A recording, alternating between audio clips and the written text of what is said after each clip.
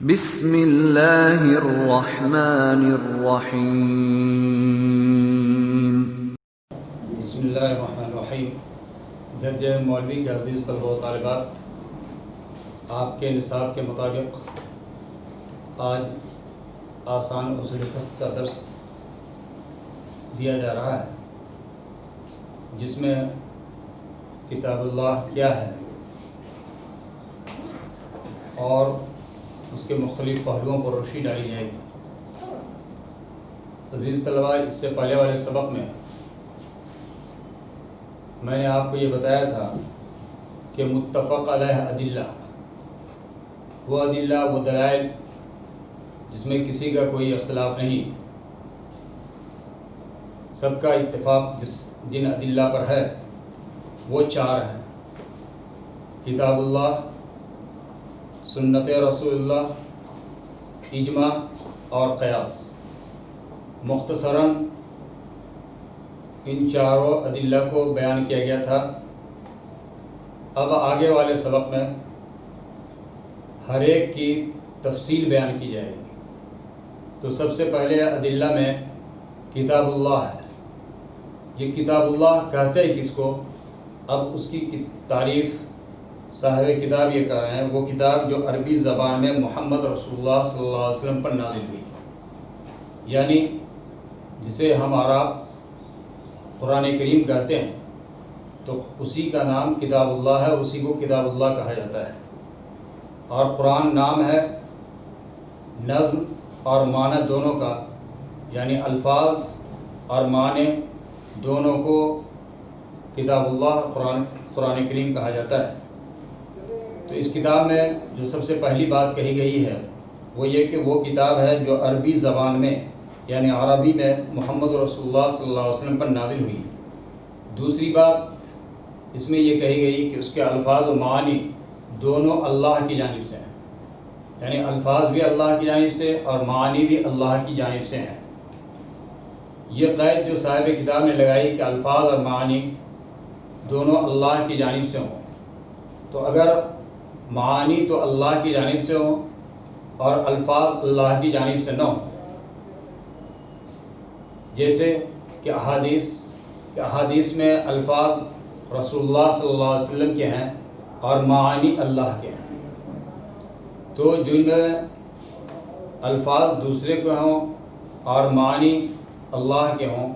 تو اس کو قرآن نہیں کہا جائے گا۔ قرآن ہونے کے لیے ضروری ہے کہ الفاظ بھی اللہ کے ہوں،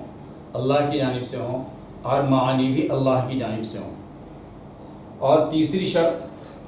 اس کے لیے بیان کی جا رہی ہے کہ وہ تواتر سے ہم تک پہنچی ہو۔ اب اس قرآن کی مزید تشریح اس طرح کی جا رہی ہے کہ سورہ فاتحہ سے لے کر سورہ ناس تک جو چیزیں ہیں انہی کو کتاب اللہ کہا جاتا ہے، اور آگے اس کی وضاحت بھی صاحب کتاب نے کر دی کہ اسی کا نام قرآن مجید ہے۔ آگے حدیث کے بارے میں کہہ رہے ہیں کہ حدیث میں الفاظ رسول اللہ صلی اللہ علیہ وسلم کے ہوتے ہیں، حدیث میں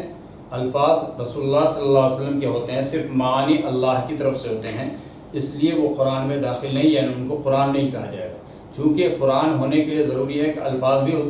اللہ کی جانب سے ہو اور معانی بھی اللہ کی جانب سے ہو، اور احادیث میں الفاظ رسول اللہ صلی اللہ علیہ وسلم کے ہوتے ہیں اور معانی اللہ کی جانب سے ہوتے ہیں، اس لیے یہ حدیث ہے، یہ قرآن نہیں۔ اسی طرح قرآن کریم کا جو ترجمہ آپ لکھا ہوا کہیں دیکھتے ہیں، قرآن کریم کا جو ترجمہ کیا ہوتا ہے اس ترجمہ کو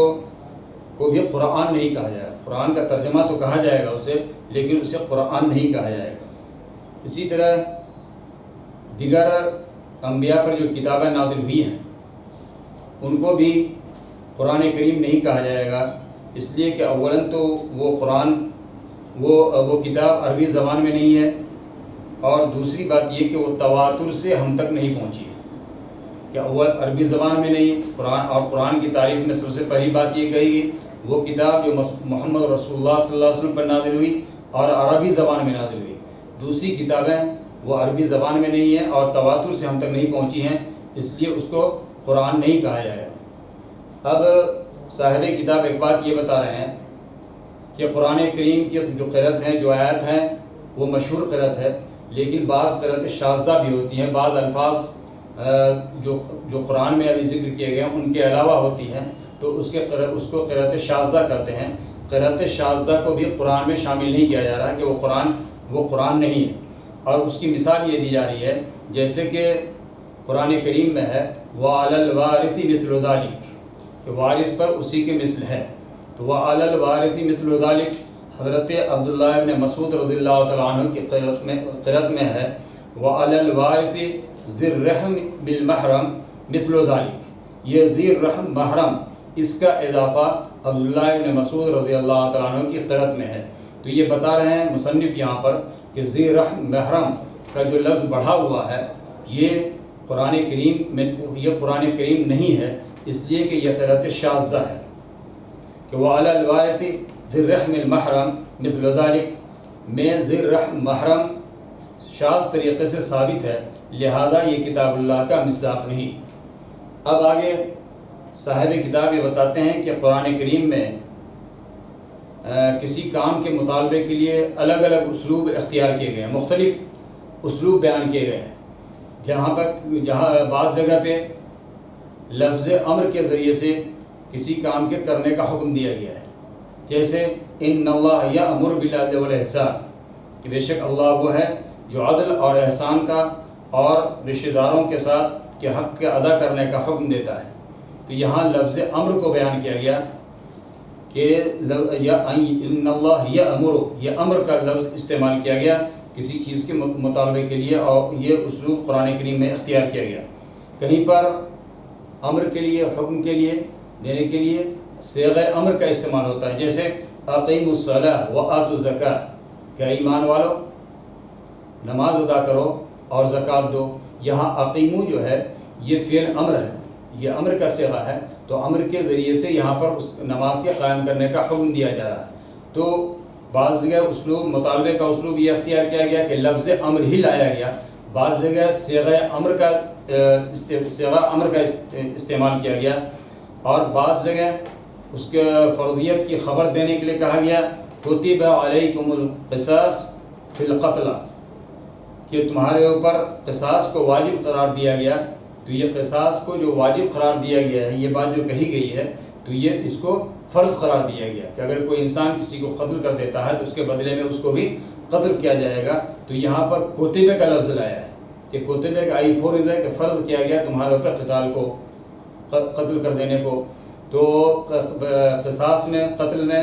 کیا اس کو قصاصاً، قاتل کو قصاصاً قتل کیا جاتا ہے، تو اس کے لیے لائے کوتبہ۔ اسی طرح دوسری جگہ آپ دوسری آیت قرآن کریم کی پڑھیے کتب علیکم الصیام، کہ تمہارے اوپر روزے کو فرض قرار دیا گیا۔ یہ کوتبے کے ذریعے سے اس کی فرضیت کی خبر دی جا رہی ہے۔ تو الگ الگ انداز مطالبے کا قرآن کریم میں اختیار کیا گیا ہے۔ اسی طریقے سے جواب دہی اور گرفت کی خبر دینے کے لیے بھی انداز قرآن کریم میں یہ اختیار کیا گیا ان العہد کان مسئولا، کہ بے شک عہد کہ اس کے بارے میں تم سے سوال کیا جائے گا، یعنی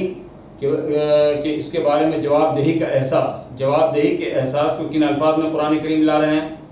کہ ان العہد، کہ جو وعدہ تم کر رہے ہو اس وعدے کے بارے میں تم سے سوال کیا جائے گا۔ ظاہر ہے جب کسی سے کسی چیز کے بارے میں سوال کیا جائے گا، پوچھا جائے گا، تو خود یہ لفظ بتا رہا ہے کہ تم کو اس کی جواب دہی کا احساس دلایا جا رہا ہے۔ تو قرآن کریم کی اس آیت میں کہ ان العہد کان مسئولا، اس میں جواب دہی کا احساس بتایا جا رہا ہے کہ تم جو وعدہ کر رہے ہو، کسی انسان سے کسی چیز کے کرنے کا وعدہ کیا، کسی کچھ دینے کا وعدہ کیا، تو یہ ایسا نہ سمجھو کہ اس وعدے کی کوئی اہمیت نہیں ہے۔ فرماتے ہیں اس وعدے کے بارے میں تم سے قیامت کے دن سوال کیا جائے گا، پوچھا جائے گا، تو اس کی جواب دہی کا احساس۔ تو اس طرح سے مطالبے کے لیے قرآن کریم نے مختلف اسالیب اختیار کیے ہیں، اسی کو اس میں بیان کیا گیا۔ عزیز طلبہ، آج کا سبق اتنا ہی، وقت آئندہ انشاءاللہ۔